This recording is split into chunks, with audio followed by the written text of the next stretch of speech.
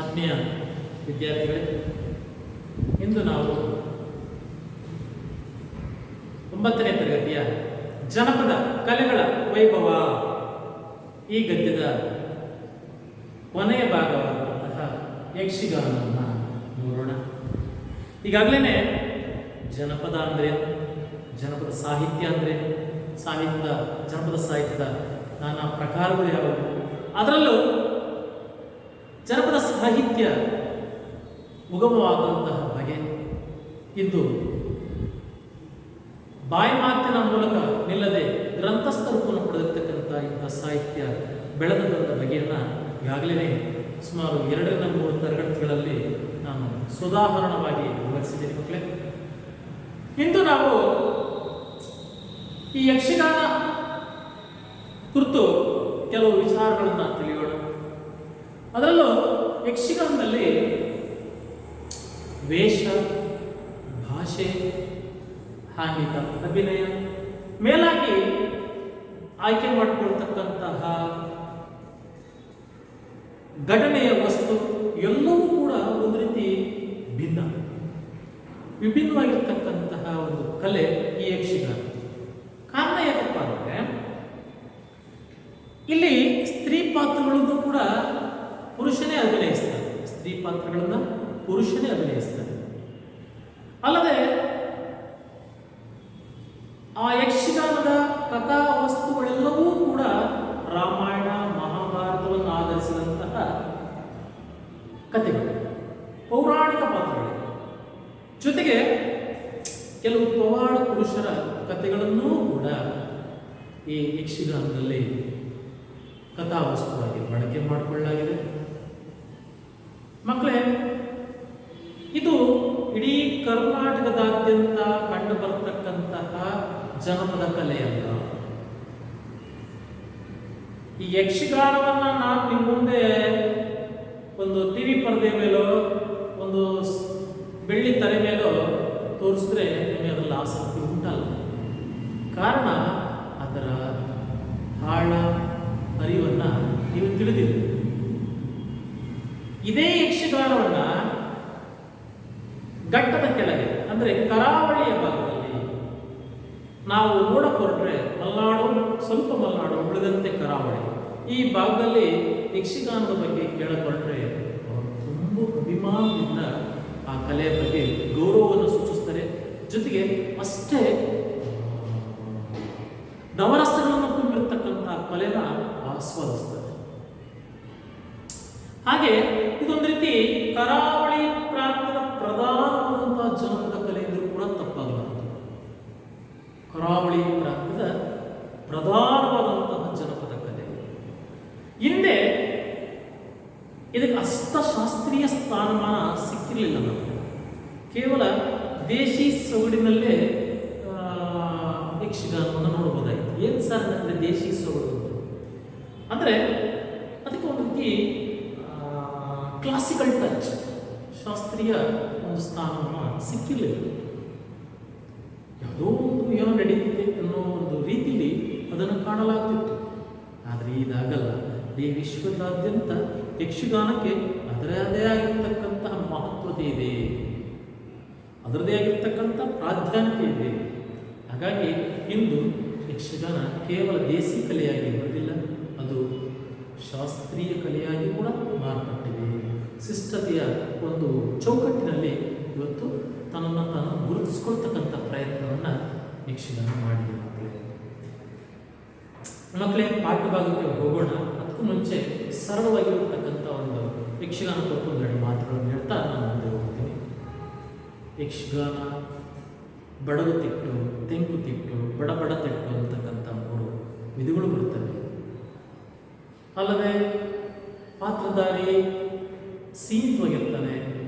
ತೆಂಕುತಿಟ್ಟಿನಲ್ಲಿ ರಂಗಸಜ್ಜಿಕೆ ವಿಭಿನ್ನವಾಗಿರುತ್ತೆ. ಆ ಮೇಳದವರಿಗೆ ಕೆಲವು ಕಡೆ ಆಸನದ ವ್ಯವಸ್ಥೆ ಇರುತ್ತೆ, ಕೆಲವು ಕಡೆ ಆಸನದ ವ್ಯವಸ್ಥೆ ಇರಲ್ಲ.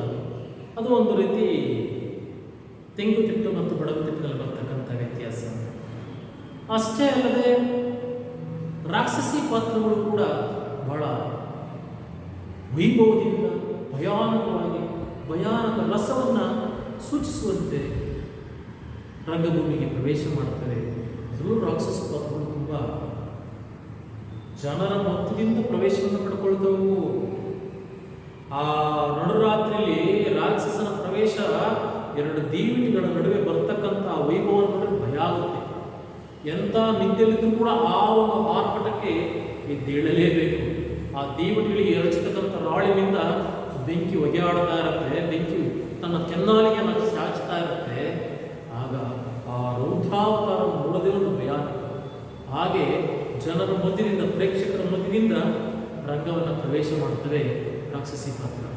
ಮಕ್ಕಳೇ, ಇಲ್ಲಿ ಸುರಾಸುರರ ಕಾಳಗ, ದೇವ ರಾಕ್ಷಸರ ಕಾಳಗ, ಒಟ್ಟಾರೆ ಪೌರಾಣಿಕ ಪಾತ್ರಗಳನ್ನೇ ಆರಿಸಿಕೊಳ್ಳುವ ಮೂಲಕ ಯಕ್ಷಗಾನದಲ್ಲಿ ನೀತಿ ಮತ್ತು ಮೌಲ್ಯವನ್ನು ಎತ್ತಿಡಿತಕ್ಕಂಥ ಪ್ರಯತ್ನವನ್ನು ಮಾಡಲಾಗಿದೆ. ನೀತಿ ಕಥೆಗಳು, ದುಷ್ಟ ಸಂಹಾರ, ಶಿಷ್ಟ ರಕ್ಷಣೆ, ಆ ಪದ ಚೆನ್ನಾಗಿ ಅರ್ಥ ಮಾಡ್ಕೊಳ್ಳಿ. ದುಷ್ಟ ಸಂಹಾರ, ಶಿಷ್ಟ ರಕ್ಷಣೆ.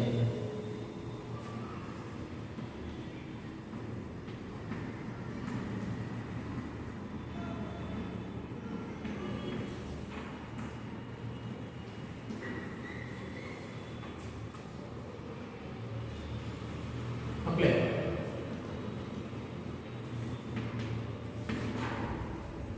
ದುಷ್ಟಂದ್ರೆ ಯಾರು?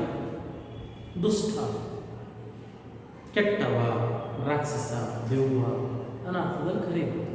ಶಿಷ್ಟವಂದ್ರೆ ಸುರರು, ದೇವತೆಗಳು, ಒಳ್ಳೆಯ ಗುಣಗಳನ್ನು ಒಳಗೊಂಡಿರ್ತಕ್ಕಂಥವ್ರು ಶಿಷ್ಟರು, ಕೆಟ್ಟ ಗುಣಗಳನ್ನು ಒಳಗೊಂಡಿರ್ತಕ್ಕಂಥವ್ರು ದುಷ್ಟರು. ಶಿಷ್ಟ ಪಾಲನೆ, ದುಷ್ಟ ದಮನ, ಇಂತಹ ಒಂದು ಕಥಾ ಅಂತರ ಉಳ್ಳತಕ್ಕಂತಹ ಪಾತ್ರಗಳನ್ನೇ ಯಕ್ಷಗಾನದಲ್ಲಿ ಆಯ್ದುಕೊಳ್ಳಲಾಗುತ್ತದೆ. ಮಕ್ಕಳೇ, ಬನ್ನಿ ಮಕ್ಕಳೇ, ಇವತ್ತು ಸ್ವಲ್ಪ ಯಕ್ಷಗಾನದ ವಿಷಯವನ್ನು ಗಮನಿಸೋಣ.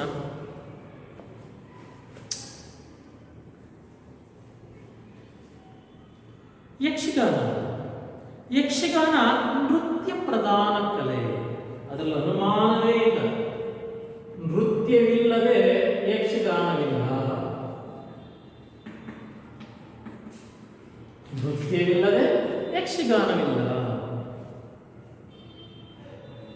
ಆ ನರ್ತನ ಸೌಮ್ಯವಾಗೂ ಇರುತ್ತೆ, ರೌದ್ರವಾಗೂ ಇರುತ್ತೆ. ಹಾಗಾಗಿ ಅದೊಂದು ನೃತ್ಯ ಪ್ರಧಾನ ಕಲೆ. ಪ್ರಾರಂಭದಲ್ಲಿ ದೇಶಿ ಕಲೆಯಾಗಿದ್ದು, ತದನಂತರ ಶಾಸ್ತ್ರೀಯ ಒಂದು ಚೌಕಟ್ಟಿಗೆ ಒಳಪಡತಕ್ಕಂತಹ ಕಲೆಯಾಗಿ ಉಳಿದಿದೆ. ಇದು ಪ್ರೇಕ್ಷಕರನ್ನ ಮಂತ್ರಮುಗ್ಧರನ್ನಾಗಿಸುವಂತಹ ಅಪೂರ್ವ ಶಕ್ತಿ ಉಳ್ಳ ಕಲೆ. ಅದರ ಕಲೆಯ ಪ್ರಜ್ಞೆ, ಅರಿವು ಯಾರಾಗಿರುತ್ತೋ ಅವರು ಮೂಕ ಪ್ರೇಕ್ಷಕರಾಗ್ತಾರೆ, ಮಂತ್ರಮುಗ್ಧರಾಗ್ತಾರೆ. ಯಾರಿಗೆ ಅದರ ಕಲೆಯ ಒಂದು ಲಕ್ಷಣ ತಿಳಿದಿರಲು, ಅದರ ಒಂದು ಮಹತ್ವತೆ ಗೊತ್ತಿರಲು, ಅವರಿಗೆ ಯಕ್ಷಗಾನ ಅಂದರೆ ಅಷ್ಟು ರುಚಿಸಲ್ಲ. ಅದ್ರ ಬಗ್ಗೆ ಗೊತ್ತಿರಬೇಕು, ಗೊತ್ತಿದ್ದರೆ ಮಾತ್ರ ಯಕ್ಷಗಾನ ಇಷ್ಟ. ಯಕ್ಷಗಾನದಲ್ಲಿ ಪ್ರಾದೇಶಿಕ ಪ್ರಭೇದಗಳಿವೆ. ಅದರಲ್ಲಿ ಮುಖ್ಯವಾದ 3 ಶೈಲಿಗಳು: ತೆಂಕುತಿಟ್ಟು, ಬಡಗುತಿಟ್ಟು ಮತ್ತು ಬಡಬಡಗುತಿಟ್ಟು. ತೆಂಕುತಿಟ್ಟು,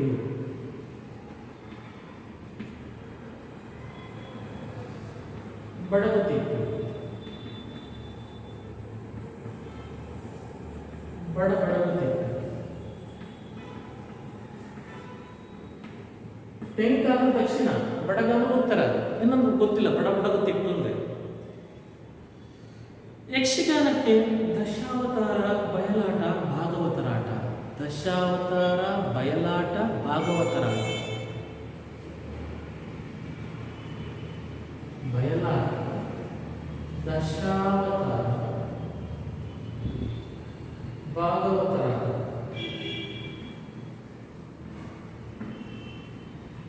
ಬಯಲಾಟ ಅಂದರೆ ಬಯಲನ್ನೇ ಬಹುತೇಕ ಏರ್ಪಡುತ್ತೆ. ಇದರಲ್ಲಿ ಅಂತ ರಂಗದು ದೊಡ್ಡ ಮಟ್ಟದಲ್ಲಿ ಇರಲಿಲ್ಲ, ಸರಳವಾದಂಥ ಒಂದು ವೇದಿಕೆ ಇರುತ್ತೆ. ಭಾಗವತರ ಕಲಿಸ್ತಿರೋದ್ರಿಂದ ಭಾಗವತರಾಟ ಅಂತ ಕರೀತಾರೆ. ದಶಾವತಾರ ಅಂದರೆ ಇಲ್ಲಿ ಪೌರಾಣಿಕ ಪಾತ್ರಗಳೇ ಹೆಚ್ಚಾಗಿ ಬರೋದ್ರಿಂದ ದಶಾವತಾರಾಟ ಅಂತ ಕರೀತಾರೆ. ಸಾಮಾನ್ಯವಾಗಿ ಬಯಲಾಟ ಪ್ರದರ್ಶನವಾಗುವುದು ಒಳ್ಳೆಯ ಬಯಲಿನಲ್ಲಿ, ಅದರಿಂದ ಅದು ಬಯಲಾಟ. ಯಕ್ಷಗಾನ ಕಲಿಸುವವನೇ ಭಾಗವತನಾದ್ದರಿಂದ ಭಾಗವತರಾಟ ಎಂಬ ಹೆಸರು ಬಂದಿದೆ. ಗೀತ, ಕುಣಿತ, ವೇಷಭೂಷಣ, ಮಾತುಗಾರಿಕೆ, ವಾದ್ಯ ಇವು ಬಯಲಾಟದ ಪ್ರಮುಖ ಅಂಗಗಳು. ನಮ್ಮ ಮೊದಲು ಹೇಳಿದೆ, ನೋಡುಗರ ಕಣ್ಣನ್ನು ಸೆಳೀತಕ್ಕಂತಹ ವೇಷಭೂಷಣ ಇರುತ್ತೆ. ನೋಡಿದರೆ ಏನು ಅಲಂಕಾರ ಮಾಡಿದಾರಪ್ಪ ಅಂದ್ರೆ ಅಷ್ಟು ಚೆನ್ನಾಗಿರುತ್ತೆ ವೇಷಭೂಷಣ. ಕುಣಿತ ನಾನು ಸೌಮ್ಯವಾಗಿರುತ್ತೆ, ರೌದ್ರವಾಗಿರುತ್ತೆ. ಗೀತ, ಹಾಡುಗಳು, ಮಾತುಗಾರಿಕೆ ಅಂದರೆ ಸಂಭಾಷಣೆ ಅಷ್ಟೇ ನವರಸಗಳ ಆಧಾರಿತವಾಗಿರುತ್ತೆ. ಮಕ್ಕಳೇ, ವಾದ್ಯ, ಮೇಳ, ಹಿಮ್ಮೇಳ, ಸಂಗೀತ, ಸಾಹಿತ್ಯಕ್ಕೆ ತಕ್ಕನಾಗಿರ್ತಕ್ಕಂಥ ವಾದ್ಯವನ್ನು ಇಲ್ಲಿ ನಾವು ಕಾಣಬಹುದು. ಆಟ ಆಡಿಸುವ ಸ್ಥಳ ರಂಗಸ್ಥಳ. ಆರಂಭದ ಕಾಲದಲ್ಲಿ ಬಿದಿರು ಅಥವಾ ಕಂಬಗಳನ್ನು ಕಟ್ಟಿ ಮಾವಿನ ತೋರಣಗಳಿಂದ ಸಿಂಗರಿಸ್ತಾ ಇದ್ರು. ಅಂದರೆ ಹಿಂದೆ ಸೌಕರ್ಯಗಳು, ಸೌಲಭ್ಯಗಳು ಇಲ್ಲದಂಥ ಕಾಲದಲ್ಲಿ ಕೇವಲ ತಳಿರು ತೋರಣಗಳಿಂದಲೇ ರಂಗಮಂಟಪವನ್ನು ನಿರ್ಮಿಸ್ತಾ ಇದ್ರು. ಇಂದು ಹಾಗಿಲ್ಲ. ಸಾಕಷ್ಟು ರಂಗಮಂಟಪಗಳನ್ನು ನಿರ್ಮಿಸಿದರೆ ಅವು ಶಾಶ್ವತವಾಗಿರ್ತಕ್ಕಂತಹ ರಂಗಮಂದಿರಗಳ ನಡುವೆ ರಂಗಮಂದಿರಗಳು ಇವತ್ತು ಹುಟ್ಟಿರೋದ್ರಿಂದ ಅವುಗಳಲ್ಲಿ ಈ ಇಂಡೋರ್ ಗೇಮ್, ಔಟ್ಡೋರ್ ಗೇಮ್ ಅಂತಿಲ್ಲ, ಒಳಾಂಗಣದಲ್ಲೇ ಇತ್ತೀಚಿನದಾಗಿ ಈ ಯಕ್ಷಗಾನ, ಬಯಲಾಟ, ಆಡಿಟೋರಿಯಂ ಅಂತೀವಲ್ಲ ಅಂಥ ಜಾಗದಲ್ಲಿ ಪ್ರದರ್ಶನಗೊಳ್ತಾ ಇದೆ. ಈಗ ಸಿದ್ಧಪಡಿಸಿದ ರಂಗಸ್ಥಳದಲ್ಲಿ ಪ್ರದರ್ಶನ ನಡೆಸುವುದು. ಹಿಮ್ಮೇಳದವರಿಗೆ ಆಸನದ ವ್ಯವಸ್ಥೆ ಇರ್ತದೆ. ಹಿಮ್ಮೇಳ ಅಂದರೆ ಅದೇ ಪಂಚವಾದ್ಯಗಳಿರ್ತಲ್ಲ, ಅವರಿಗೆಲ್ಲ ಅದೊಂದು ಕಡೆ ಜಾಗ ಇರುತ್ತೆ. ಚೌಕಿ ಅಂತ ಕರಿತೀವಿ. ಬಡಗು ತಿಟ್ಟಿನಲ್ಲಿ ತೆಂಕತಿಟ್ಟಿನ ಚಂಡೆ ವಾದಕನಿಗೆ ಆಸನದ ವ್ಯವಸ್ಥೆ ಇರೋದಿಲ್ಲ. ತೆಂಕು ತಿಟ್ಟಿನ ಒಂದು ಚಂಡೆ ಬಾರಿಸ್ತಾರಲ್ಲ, ಅವನಿಗೆ ಒಂದು ಕುಳಿತುಕೊಳ್ತಕ್ಕಂಥ ಅವಕಾಶ ಇಲ್ಲ. ಯಾಕೆಂದರೆ ಆ ವಾದ್ಯಕ್ಕೆ ನಿಂತೆ ನುಡಿಸಬೇಕಾಗಿರೋದ್ರಿಂದ ಆತನಿಗೆ ಆಸನದ ವ್ಯವಸ್ಥೆ ಇರುವುದಿಲ್ಲ. ಪಾತ್ರಧಾರಿಗಳಿಗೆ ಒಂದು ಸಿಂಹಾಸನವಿರುತ್ತದೆ. ಬಡಗುತಿಟ್ಟಿನಲ್ಲಿ ಇದರ ಬದಲಿಗೆ ರಥದ ಆಕೃತಿ ಆಸನವನ್ನು ಸಾಂಪ್ರದಾಯಿಕಗೊಳಿಸ್ತಾರೆ. ಅಂದರೆ ರಾಜನ ಕಲ್ಪನೆಗೋಸ್ಕರ ಒಂದು ರಂಗದಲ್ಲಿ, ರಂಗಮಂಟಪದಲ್ಲಿ ಒಂದು ರಾಜನ ಒಂದು ಸಿಂಹಾಸನ ಇರುತ್ತಲ್ಲ ಅಂಥ ಒಂದು ವಸ್ತುವನ್ನು ಅಥವಾ ಅಂಥ ಒಂದು ಸ್ಟೇಜನ್ನು ನಿರ್ಮಾಣ ಮಾಡಿರ್ತಾರೆ. ಚಂಡೆ, ಮದ್ದಳೆ, ಶ್ರುತಿ, ತಾಳ ಅಥವಾ ಜಾಗಟೆ ಯಕ್ಷಗಾನದಲ್ಲಿ ಬಳಸುವ ವೇಷಭೂಷಣಗಳು ತಿಟ್ಟು ಮತ್ತು ಪ್ರಾತಃಕ್ರಮವಾಗಿ ವೈವಿಧ್ಯಮಯವಾಗಿರ್ತವೆ. ನಾನು ಹೇಳಿದೆ, ಪುರುಷ ಪಾತ್ರಗಳು ಸ್ವಲ್ಪ ಭಯಾನಕವಾಗಿಯೂ ಒಳ್ಳೆ ತುಂಬ ಮೆರುಗಿನಿಂದ ಕೂಡಿರ್ತವೆ. ಸೌಮ್ಯ ಸ್ತ್ರೀ ಪಾತ್ರಗಳು ಸೌಮ್ಯವಾಗಿರ್ತವೆ. ಅದರ ವೇಷಭೂಷಣ ಕೂಡ ಸೌಮ್ಯವಾಗಿ ಇರುತ್ತೆ. ತೆಂಕಿನಲ್ಲಿ ಅರ್ಥಗಾರಿಕೆಗೆ ಪ್ರಾಧಾನ್ಯತೆ ಇದ್ದು ದೊಡ್ಡ ದೊಡ್ಡ ಹೆಜ್ಜೆಗೆ ಹಾಕಿ ಗಿರಿಕೆ ಹೊಡೆಯುವುದು. ಮಣ್ಣಿನ ನೆಲ ಕೂರಿ ಗರ ಗರ ಗರ ಗರ ಗರ ತಿರುಗ್ತಾರೆ ಯಕ್ಷಗಾನದಲ್ಲಿ. ಅದು ಬಹಳ ವಿಶೇಷವಾಗಿರುತ್ತೆ. ಬಡಗಿನಲ್ಲಿ ಕುಣಿತ ಹಾಗೂ ಅಭಿನಯಕ್ಕೆ ಪ್ರಾಧಾನ್ಯತೆ ಇದ್ದು ಚಕ್ರಮಂಡಿ ಕುಣಿತ ಇರುತ್ತದೆ. ಹಾಡುಗಾರಿಕೆ ಮತ್ತು ಕುಣಿತ ಯಕ್ಷಗಾನದ ಪ್ರಮುಖ ಅಂಗಗಳು. ಕುಣಿತಕ್ಕೆ ತಕ್ಕಂತೆ ಅಭಿನಯ, ಜಿಗಿತ, ಸಂಭಾಷಣೆ, ಉಬ್ಬುಗಳ ಚಲನೆ ಭಾವಗಳನ್ನು ಹೊರಸೂಚಿಸ್ತಕ್ಕಂಥದ್ದು ಉಬ್ಬುಗಳು. ಅವು ತನ್ಮಯಗೊಳಿಸುತ್ತವೆ. ಇದರಲ್ಲಿ ನವರಸಗಳ ಅಭಿವ್ಯಕ್ತಿಗೆ ಅವಕಾಶವಿದೆ. ನವರಸಗಳು ಶಾಂತರಸ, ವಿಭತ್ಸರಸ, ಶೃಂಗಾರರಸ, ವೀರರಸ, ರೌದ್ರರಸ, ಕರುಣಾರಸ, ಹೀಗೆ ನವರಸಗಳು ಕೂಡ ಆ ರಸ ಇದರಲ್ಲಿ ಇಲ್ಲಿ ಆ ಒಂದು ಯಕ್ಷಗಾನದಲ್ಲಿ ಪ್ರದರ್ಶನಗೊಳ್ಳುತ್ತವೆ. ಅಭಿವ್ಯಕ್ತಿಯಿಂದ ಹೊರಹಾಕ್ತಕ್ಕಂಥದ್ದು. ಒಟ್ಟಾರೆ ಎಲ್ಲ ರಸಗಳು ಕೂಡ ಉದ್ದೀಪನಗೊಳ್ಳತಕ್ಕಂತಹ ಏಕೈಕ ಕಲೆ ಯಕ್ಷಗಾನ. ರಾಮಾಯಣ, ಮಹಾಭಾರತ ಮತ್ತು ಭಾಗವತದ ಪ್ರಸಂಗಗಳನ್ನು ಹಾಡಲಾಗುತ್ತದೆ. ಸಾಮಾನ್ಯವಾಗಿ ಕಾಳಗ, ಸಂಹಾರ, ಕಲ್ಯಾಣಗಳಿಗೆ ಸಂಬಂಧಪಟ್ಟಂಥ ಪ್ರಸಂಗಗಳೇ ಹೆಚ್ಚು. ಇಲ್ಲಿ ಕಾಳಗಗಳೇ ಜಾಸ್ತಿ. ಯಾಕೆಂದರೆ ದುಷ್ಟ ಶಿಷ್ಟ ಕಲ್ಪನೆ ಬರೋದ್ರಿಂದ ಯುದ್ಧ ನಡೀಲೇಬೇಕು. ಕಾಳಗಕ್ಕೆ ಅವಕಾಶ ಇರುತ್ತೆ, ಸಂಹಾರ ಇದ್ದೇ ಇರುತ್ತೆ. ಕಲ್ಯಾಣ, ಗಿರಿಜಾ ಕಲ್ಯಾಣ, ಶ್ರೀನಿವಾಸ ಕಲ್ಯಾಣ ಮುಂತಾದಂಥ ಪಾತ್ರಗಳು ಬರ್ತವೆ.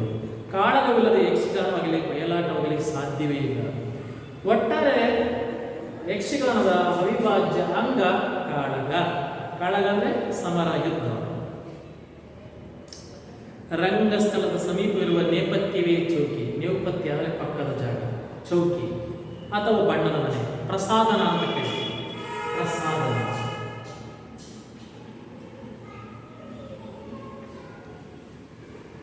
ಅಂದರೆ ಇದು ಬಣ್ಣ ಇದ್ರೇ ಮೆರುಗು. ಬಣ್ಣಿಲ್ಲ ಅಂದರೆ ನಾಟ್ಯ ಚೆನ್ನಾಗಲ್ಲ ಯಕ್ಷಗಾನ. ಹಾಗಾಗಿ ಬಣ್ಣವನ್ನು ಹಚ್ಚೋಕೆ ಒಂದು ವ್ಯವಸ್ಥೆ ಇರುತ್ತೆ, ಚೌಕಿ ಅಂತ ಕರೀತೀವಿ. ಆಯ್ತಾ? ಭಾಗವತರು ಹಿಮ್ಮೇಳ ಹಾಗೂ ಪಾತ್ರಗಳನ್ನು ಇಲ್ಲಿ ಆಗಮಿಸುತ್ತಾರೆ. ಭಾಗವತನೇ ಅತಿ ಮುಖ್ಯ. ಏಕೆಂದರೆ ಅವನೇ ಸಂಭಾಷಣೆಯನ್ನು, ಹಾಡುಗಳನ್ನು ಪ್ರಯೋಗ ಮಾಡ್ತಕ್ಕಂಥದ್ದು. ಪಾತ್ರಧಾರಿಗಳು ತಮ್ಮ ಬಣ್ಣಗಳನ್ನು ತಾವೇ ಹಚ್ಚಿಕೊಳ್ಳುತ್ತಾರೆ. ನೋಡಿ, ಇದು ವಿಶೇಷ. ನಮ್ಮ ಕಡೆ ನಾಟಕ ಆಡ್ತೀವಿ ಅಂದ್ರೆ ಬೇರೆ ಬಣ್ಣ ಹಾಕ್ತಾರೆ. ಇಲ್ಲಿ ಅವರವರೇ ಬಣ್ಣವನ್ನು ಬೆಳಕಂತಾರೆ. ಇದು ವಿಶೇಷ. ಮೊದಲು ಚೌಕಿಲಿ ಗಣಪತಿಗೆ ಪೂಜೆಯನ್ನು ಸ್ಟಾರ್ಟ್ ಆಗುತ್ತೆ. ಅಲ್ಲಿ ಯಾವುದೇ ಅನುಮಾನ ಇಲ್ಲ. ಯಾವುದೇ ನಾಟಕ ಆಡಲಿ ಫಸ್ಟ್ ಆಡೋದೇ ವಿಘ್ನ ವಿನಾಶಕ. ಅದಾ ಗಣಪತಿನೇ ಮೊದಲು ಸ್ತುತಿಸ್ತಕ್ಕಂಥದ್ದು. ತದನಂತರ ಕೋಡಂಗಿಗಳು ರಂಗ ಪ್ರವೇಶ. ಕೋಡಂಗಿಯಿಂದ ಹನುಮ. ಈ ಒಂದು ಹಾಸ್ಯ ಪಾತ್ರಗಳಿವೆಲ್ಲ ಅವು ಇರಲೇಬೇಕು. ಗಣಪತಿ ಸ್ತುತಿಯ ಬಳಿಕ ವಿಷ್ಣು, ಮಹೇಶ್ವರ, ದುರ್ಗೆ ಮೊದಲಾದ ದೇವತೆಗಳ ಸ್ತುತಿಯನ್ನು ಭಾಗವತರು ಮಾಡುತ್ತಾರೆ. ಅಂದರೆ ಆ ಒಂದು ಆಟಕ್ಕೆ ಯಾವುದೇ ಥರದ ವಿಘ್ನಗಳು ಬರದೇ ಇರದಿರಲಿ ಅಂತೇಳಿ ಎಲ್ಲ ದೇವರುಗಳ ಸ್ತುತಿಯನ್ನು ಆ ಒಂದು ರಂಗದ ಮೇಲೆ ಭಾಗವತ ಮಾಡ್ತಾನೆ. ಒಂದು ರೀತಿ ಅವನು ಸೂತ್ರಧಾರ. ಅಂದರೆ ಸೂತ್ರಧಾರದಲ್ಲಿ ಪಾತ್ರ ಕೊಡಗಿದಿರುತ್ತೆ. ಯಾಕೆಂದರೆ ಹೇಳುವಂಥ ನಾವು ಹೇಳಲೇ ಈ ರೀತಿ ಅವನು ಭಾಷಾಂತರಕಾರ ಮಾಡ್ತಕ್ಕಂಥವೇ ಕೋಡಂಗಿ. ಗೊತ್ತಾ? ಯಾರು ಬಂದಿರೋ ನೋಡು, ಸಭೆಗೆ ಯಾರು ಬಂದಿದ್ದಾರೆ ನೋಡು, ಈ ಥರ ಒಂದು ರೀತಿ ಪ್ರೇಕ್ಷಕರಿಗೆ ಆ ಒಂದು ಪಾತ್ರಗಳನ್ನ ಪರಿಚಯಿಸ್ತಕ್ಕಂಥವರೇ ಕೋಡಂಗಿ. ಗೊತ್ತಾ? ಹಾಡಿನ ಅನಂತರ ಭಾಗವತರಿಂದ ಸಭಾವಂದನೆ, ಸಭೆಗೆ ಹೊಂದಿಸ್ತಕ್ಕಂಥದ್ದು. ಅನಂತರ ಕೋಡಂಗಿಗಳು ಕುಣಿದು ಕುಪ್ಪಳಿಸಿ ಪ್ರೇಕ್ಷಕರನ್ನು ರಂಜಿಸ್ತಾರೆ. ಕೋಡಂಗಿ ಯಾವ ರೀತಿ ರಂಜಿಸ್ತಾರೆ? ಸೌಮ್ಯಗಿರ್ತದೆ. ಕೋಡಂಗಿ ಬಾ ವೇದಿಕೆಗಿದ್ರೆ ಕೋಣ ಈ ರೀತಿ ಗಟ್ಟಾಗಿ ಬರ್ತೀನಿ ತಡೆ ಅಂತ. ಆ ರೀತಿ ಒಂದು ತಿಳಿ ಹಾಸ್ಯದ ಮೂಲಕ ಪ್ರೇಕ್ಷಕರನ್ನು ರಂಜಿಸ್ತಾನೆ ಕೋಡಂಗಿ. ಅನಂತರ ಬಾಲಗೋಪಾಲರ ಆಗಮನ, ಸ್ತ್ರೀ ವೇಷಗಳ ಕುರಿತ. ಪುರುಷರೇ ಸ್ತ್ರೀ ವೇಷ ಹಾಕುವುದು ಯಕ್ಷಗಾನದ ವೈಶಿಷ್ಟ್ಯ. ಯಕ್ಷಗಾನದ ಪೂರ್ವರಂಗ ಎಂದು ಕರೆಯಲಾಗುವ ಬಾಲಗೋಪಾಲ ಸ್ತ್ರೀ ವೇಷಗಳ ಉದ್ದೇಶ ಮುಂದಿನ ಪ್ರಸಂಗಕ್ಕೆ ಪ್ರೇಕ್ಷಕರನ್ನ ಮಾನಸಿಕವಾಗಿ ಅಣಿಗೊಳಿಸುವುದೇ ಆಗಿದೆ. ಇವೆಲ್ಲ ಒಟ್ಟಾರೆ ಒಂದು ಯಕ್ಷಗಾನವನ್ನು ಜನರಿಗೆ ಪಾತ್ರಗಳು ನಿರಂತರತೆಯನ್ನು ಕಾಪಾಡ್ತವೆ. ಪುನಃ ದೇವತಾ ಸ್ತುತಿ ಆದ ನಂತರ ಮುಂದಿನ ಪ್ರಸಂಗಕ್ಕೆ ಸಂಬಂಧಿಸಿದ ಒಡ್ಡೋಲಕ ಪ್ರಾರಂಭ. ಒಡ್ಡೋಲಕ ಅಂದರೆ ಅರಸನ ಅರಮನೆ, ಅರಸನ ಒಂದು ಕಾರ್ಯಾಲಯ. ಪಾತ್ರಧಾರಿಗಳು ಭಾಗವತರಿಗೆ ಅನಂತರ ರಂಗಸ್ಥಳಕ್ಕೆ ವಂದಿಸಿ ಕುಣಿದು ತಮ್ಮ ಸಾಮರ್ಥ್ಯವನ್ನು ಪ್ರದರ್ಶಿಸುವರು. ಕೃಷ್ಣಾರ್ಜುನರ ಕಾಳಗ, ಕರುಣಾರ್ಜುನರ ಕಾಳಗ, ಬಬ್ರುವಾನ ಕಾಳಗ, ಸುಧಾರ್ಜುನರ ಕಾಳಗ ಮೊದಲಾದ ವೀರರಸಗಳು ಪ್ರಧಾನವಾದವು. ಕೃಷ್ಣಾರ್ಜುನರ ಕಾಳಗ, ಕರುಣಾರ್ಜುನರ ಕಾಳಗ, ಬಬ್ರುವಾನ ಕಾಳಗ, ಸುಧರ್ಮಾರ್ಜುನ ಕಾಳಗ ಮೊದಲಾದವು ವೀರರಸದ ಪ್ರಧಾನವಾದವು. ಚಂದ್ರಾವಳಿ ವಿಲಾಸ, ರತಿ ಕಲ್ಯಾಣ, ರತ್ನಾವತಿ ಕಲ್ಯಾಣ ಮೊದಲಾದವು ಶೃಂಗಾರ ರಸ ಪ್ರಧಾನವಾದ ಪ್ರಸಂಗಗಳು. ಇವಲ್ಲದೆ ಪ್ರಸಿದ್ಧ ಕ್ಷೇತ್ರಗಳ ಕ್ಷೇತ್ರ ಮಹಾತ್ಮೆಗಳಿವೆ. ಯಕ್ಷಗಾನದ ಎಲ್ಲ ಪ್ರಸಂಗಗಳಿಗೂ ಹಾಸ್ಯ ಕಂಡು ಬರುತ್ತದೆ. ವಿಡಂಬನೆ ವ್ಯಂಗ್ಯ ಕೂಡ ಹಾಸ್ಯದ ಒಂದು ರಂಗ. ಅದರಲ್ಲಿ ಹನುಮನಾಯಕ, ಕುಬ್ಜೆ ಅಂದ್ರೆ ಮಂತ್ರಿ, ಚಾರಕ, ವನಪಾಲಕ ಮೊದಲಾದ ಪಾತ್ರಗಳಲ್ಲಿ ಹಾಸ್ಯ ಕಾಣಿಸಿಕೊಳ್ಳುವರು. ಯಕ್ಷಗಾನದಲ್ಲಿ ತುಂಬ ಕಲಾತ್ಮಕವಾಗಿದ್ದು ಬಣ್ಣದ ವೇಷ.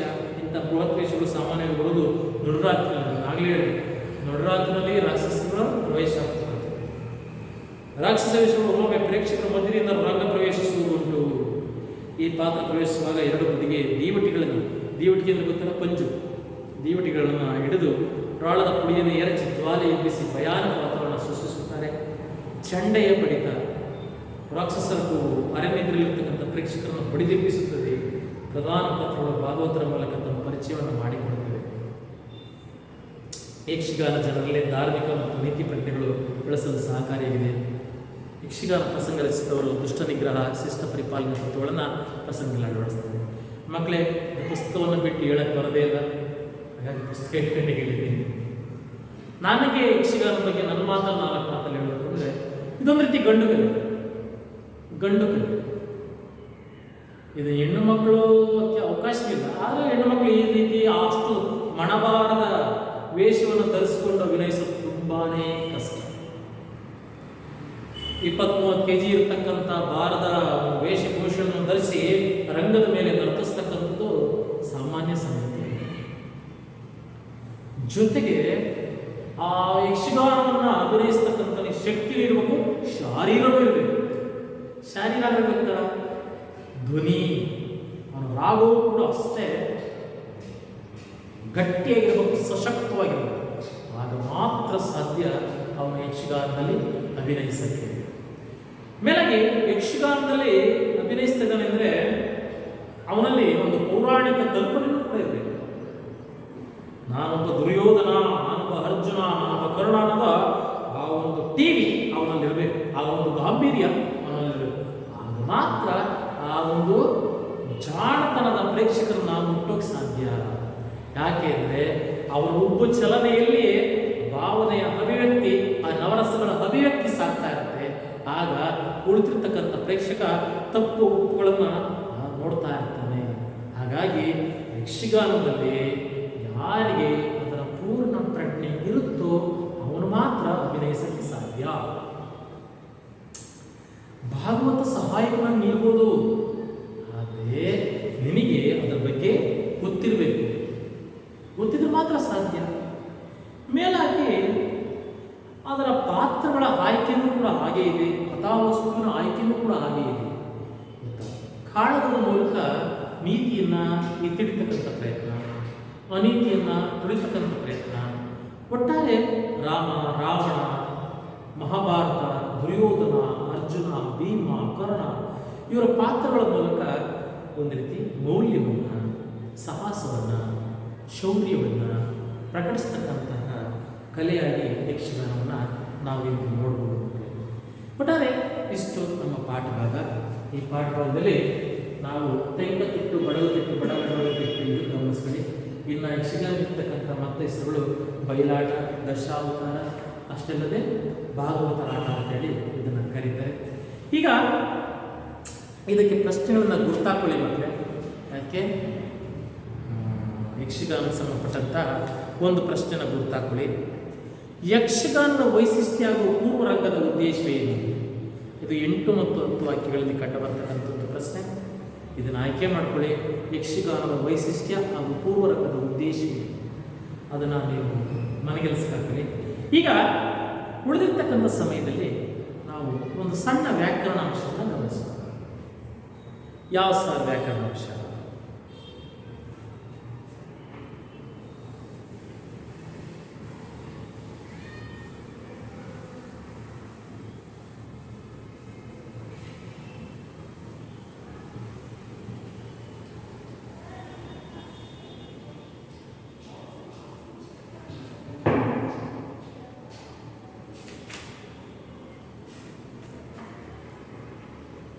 ಕ್ರಿಯಾಪದ.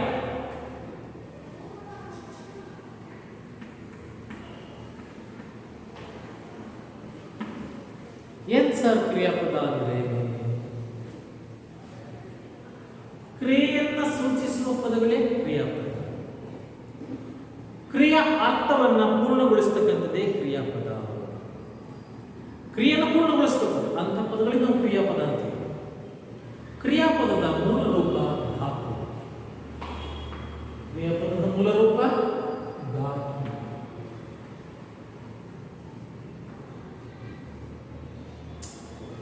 ಕ್ರಿಯಾಪದ ಹೇಗೆ ಆಗುತ್ತೆ ಸರ್? ಈಗ ಉದಾಹರಣೆ,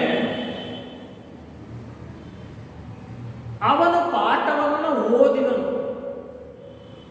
ಅವನು ಪಾಠವನ್ನು ಓದಿದನು. ಈ ವಾಕ್ಯ ಪೂರ್ಣಗೊಂಡಿದೆಯೇ? ಪೂರ್ಣಗೊಂಡಿದೆಯೇ?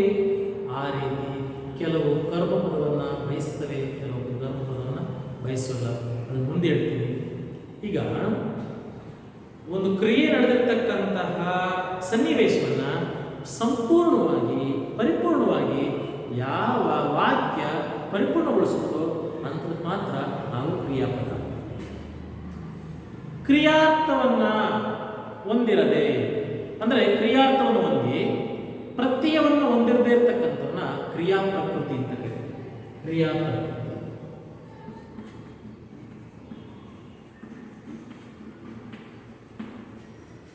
ಕ್ರಿಯಾ ಪ್ರಕೃತಿ ಅಂದ್ರೆ ಏನಪ್ಪ ಅಂದ್ರೆ, ಇಲ್ಲಿ ಪ್ರತ್ಯಯ ಇರಲ್ಲ. ಕ್ರಿಯಾಪದದ ಮೂಲ ರೂಪ, ಕ್ರಿಯಾಪದದ ಮೂಲವೇ ಕ್ರಿಯಾ ಪ್ರಕೃತಿ. ಕ್ರಿಯಾ ಪ್ರಕೃತಿಗೆ ಯಾವಾಗ ಪ್ರತ್ಯಯ ಸೇರುತ್ತೋ ಆಗ ವಿಭಕ್ತಿ ಪ್ರತ್ಯಯಗಳು ಗೊತ್ತಲ್ಲ, ಪ್ರಥಮ, ದ್ವಿತೀಯ, ತೃತೀಯ, ಓ, ಅನ್ನು, ಇಂದ, ಗೆ, ದೆಸೆಯಿಂದ, ಆ, ಅಲ್ಲಿ ಈ ಪ್ರತ್ಯಯಗಳು ಸೇರಿದಾಗ ಕ್ರಿಯಾಪದ ಆಗುತ್ತೆ. ಇದು ಉದಾಹರಣೆ. ತಾಯಿಯು ಅಡುಗೆಯನ್ನು ಮಾಡುತ್ತಾಳೆ.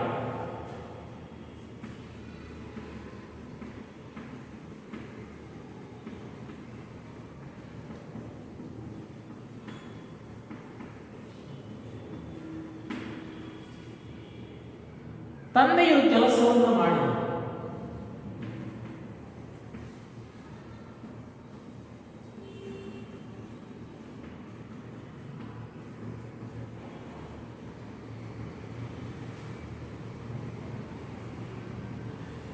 ಅವನು ಊಟವನ್ನು ಮಾಡಿದ.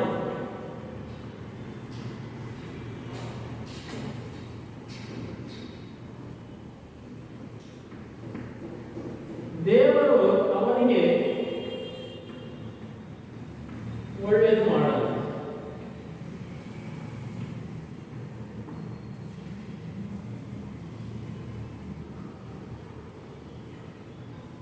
ಮಕ್ಕಳೇ, ಇವೆಲ್ಲವೂ ಕೂಡ ಮಾಡಲಿ, ಮಾಡುತ್ತಾಳೆ, ಮಾಡಿದನು, ಮಾಡಿದನು, ಮಾಡಲಿ ಎಲ್ಲವೂ ಕ್ರಿಯಾಪದಗಳಿವೆ. ಅಲ್ಲೆಲ್ಲವೂ ಕೂಡ ಎಲ್ಲ ಕಡೆ ಕೂಡ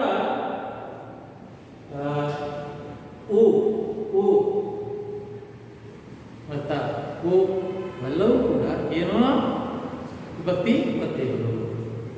ಇಲ್ಲಿ ಕರ್ಮಪದವಿದೆ. ಕರ್ಮಪದವನ್ನ ಯಾವುದು ಬಯಸುತ್ತೋ ಅದು ಸಕರ್ಮಕ ಧಾತು. ಅಂದರೆ ಇದು ಯಾಕೆ ಹೇಳ್ತೀನಿ ಅಂದರೆ, ಕ್ರಿಯಾಪದದಲ್ಲಿ ಎರಡು ವಿಧ, ಸಕರ್ಮಕ ಧಾತು ಮತ್ತು ಅಕರ್ಮಕ ಧಾತು. ಆಯ್ತಾ? ಈ ಕ್ರಿಯಾ ಪ್ರಕೃತಿ ಈ ಧಾತು ಇದೆಯಲ್ಲ, ಧಾತುನಲ್ಲಿ ಎರಡು ಬಗೆ, ಸಕರ್ಮಕ ಮತ್ತು ಅಕರ್ಮಕ. ಸಕರ್ಮಕದಲ್ಲಿ ಏನನ್ನು ಅಂತಕ್ಕಂಥದ್ದನ್ನ ಆ ವಾಕ್ಯ ಬಯಸಿದ್ರೆ ಅದು ಸಕರ್ಮಕ. ಏನನ್ನು ಎಂಬುದನ್ನು ಯಾವುದು ಸೂಚಿಸಲು ಅದು ಅಕರ್ಮಕ. ಉದಾಹರಣೆಗೆ, ರಾಮನು ಗಿಡವನ್ನ ನೆಟ್ಟನು. ಏನನ್ನು? ಗಿಡವನ್ನು. ಸೀತೆಯು ಹೂವನ್ನು ನೋಡಿದಳು. ಏನನ್ನು? ವಿದ್ಯಾರ್ಥಿಗಳು ಪಾಠವನ್ನು ಓದಿದರು. ಏನನ್ನು? ಈ ರೀತಿ ಯಾವ ಪದಗಳು, ಯಾವ ವಾಕ್ಯವು ಕ್ರಿಯೆ ಏನನ್ನು ಅಂತಕ್ಕಂಥದನ್ನ ಪ್ರಶ್ನಿಸುತ್ತೋ ಅದು ಸಕರ್ಮಕ. ಈಗ ಉದಾಹರಣೆಗೆ, ಗಾಳಿಯು ಬೀಸಿತು. ಏನನ್ನು ನನಗೆ ಬರ್ತಾ? ಗಾಳಿಯು ಬೀಸಿತು. ಏನನ್ನು ನನಗೆ ಬರ್ತಾ? ಅವನು ಬದುಕಿದನು. ಏನನ್ನು? ಮಗು ಮಲಗಿತು. ಏನನ್ನು? ಆಕಾಶವು ಹೊಳೆಯುತ್ತಿದೆ. ಏನನ್ನು ಅಂತ ಹೇಳಕ್ಕಾಗುತ್ತೆ? ಹಾಗೆ ಇಲ್ಲಿ ಧಾತುವಿನ ಎರಡು ವಿಧ, ಸಕರ್ಮಕ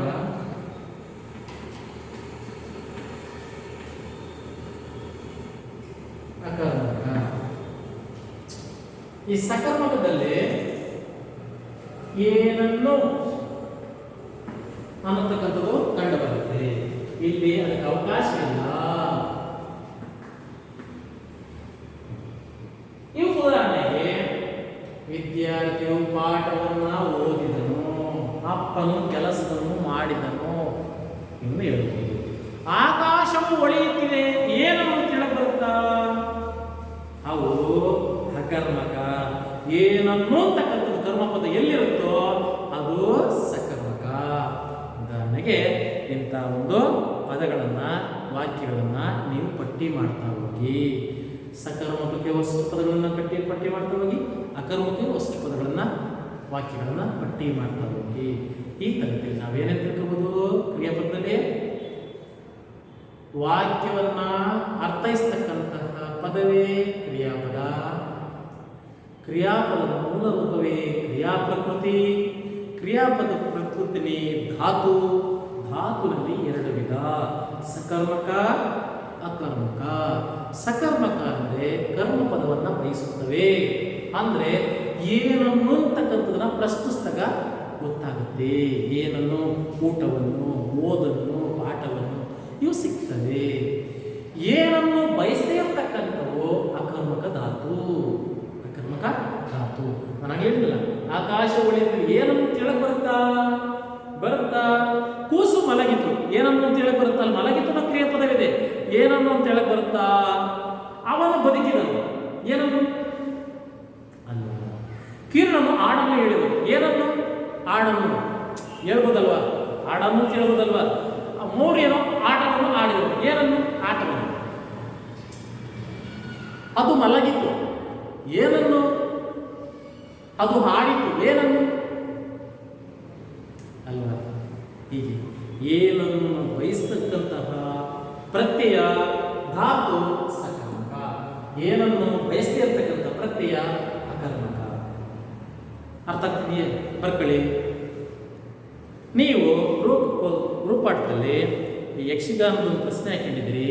ಅದೇ ರೀತಿ ಈ ಸಕರ್ಮಕ ಧಾತುಗಳಿಗೆ 10 ವಾಕ್ಯಗಳನ್ನು, ಅಕರ್ಮಕ ಧಾತುಗೆ 10 ವಾಕ್ಯಗಳನ್ನು ಬರ್ಕೊಂಡು ಬರ್ತಕ್ಕಂಥ ಪ್ರಯತ್ನವನ್ನು ಮಾಡಿ. ಆಗ್ಬೋದು ಸ್ನೇಹಿತರೆ? ಒಟ್ಟಾರೆ ಇಂದು ನಾವು ಈ ಜನಪದ ಕಲೆಗಳ ವೈಭವವನ್ನು ಮುಗಿಸುವ ಮುಂಚೆ ಇನ್ನೊಂದ್ಸರಿ ವೀರಗಾಸೆ, ಕಂಸಾಳೆ, ಡೊಳ್ಳು ಕುಣಿತ, ಯಕ್ಷಗಾನ ಈ 4 ಕಲೆಗಳನ್ನು ನಾವು 1-2-3 ತರಗತಿಗಳಲ್ಲಿ ಪರಿಚಯಿಸಿಕೊಂಡಿದ್ದೀವಿ. ಎಲ್ಲವೂ ಕೂಡ ಇಂದು ನೇಪಥ್ಯಕ್ಕೆ ಸರಿತಾ ಇದ್ದೇವೆ. ಅಂದರೆ ಹಿಂದೆ ಸರಿತಾ ಇದ್ದೇವೆ. ಅದು ಆಗಬಾರ್ದು. ಅವನ್ನು ನಾವು ಮುಂದಿನ ಪೀಳಿಗೆಗೆ ಕೊಂಡೊಯ್ತಕ್ಕಂಥ ಪ್ರಯತ್ನ ಮಾಡಬೇಕು ಅನ್ನೋದು ನನ್ನ ಬಯಕೆ. ಆ ಕೊಂಡೊಯ್ಯಬೇಕು ಅಂದರೆ ನೀವೇನು ಮಾಡಬೇಕು ಅಂದರೆ ಅವುಗಳನ್ನು ಬರೀ ತಿಳಿಯೋದಷ್ಟೇ ಅಲ್ಲ, ಅವುಗಳನ್ನು ನೀವು ತೊಡಗಿ ಅಭಿನಯಿಸಬೇಕು, ನರ್ತಿಸಬೇಕು. ಆಗ ಅದರ ಸೊಗಡನ್ನು ಕಲಿಯಕ್ಕೆ ಸಾಧ್ಯ. ಅರ್ಥ ಆಯ್ತು ಸ್ನೇಹಿತರೆ? ದಯಮಾಡಿ ನೀವು ಕೂಡ ಜನಪದ ಕಲೆಗಳ ಬಗ್ಗೆ ಆಸಕ್ತಿನ ತಾಳಿ. ನಿಮ್ಮ ಗ್ರಾಮಗಳಲ್ಲಿ, ನಿಮ್ಮ ಭಾಗದಲ್ಲಿ ವಿಶೇಷವಾಗಿರ್ತಕ್ಕಂಥ ಕಲೆಗಳು ಇದ್ದೇ ಇರ್ತವೆ. ಅವುಗಳಿಗೆ ಒಂದು ಪುನರ್ಜನ್ಮವನ್ನು, ಒಂದು ಹೊಸ ಸ್ಪರ್ಶವನ್ನು ಕೊಡಿ. ಅದರ ಮೂಲಕ ಗ್ರಾಮದ ಕಲೆಗಳನ್ನು, ನಮ್ಮ ಪೂರ್ವಿಕರ ಕಲೆಗಳನ್ನು ಉಳಿಸ್ಕೊಳ್ತಕ್ಕಂಥ ಪ್ರಯತ್ನವನ್ನು ಮಾಡಿ ಮಕ್ಕಳೇ ಅಂತಕ್ಕಂಥದ್ದು ಈ ಮೂಲಕ, ಈ ಪಾಠದ ಮೂಲಕ ನಾನು ನಿಮ್ಮಲ್ಲಿ ಆಶಿಸ್ತೀನಿ. ಆಶಿಸೋದ್ರ ಮೂಲಕ ಜೊತೆಗೆ ಈ ಪಾಠವನ್ನು ಮುಗಿಸೋ ಪ್ರಯತ್ನವನ್ನು ಮಾಡ್ತಾ ಸ್ನೇಹಿತರೆ. ತರಗತಿಯನ್ನು ಆಲಿಸಿದ್ದಕ್ಕೋಸ್ಕರ ನಿಮಗೆಲ್ಲ ಧನ್ಯವಾದಗಳನ್ನು ತಿಳಿಸ್ತಾ ಈ ತರಗತಿನ ಮುಗಿಸ್ತಾ ಇದ್ದೇನೆ. Thank you.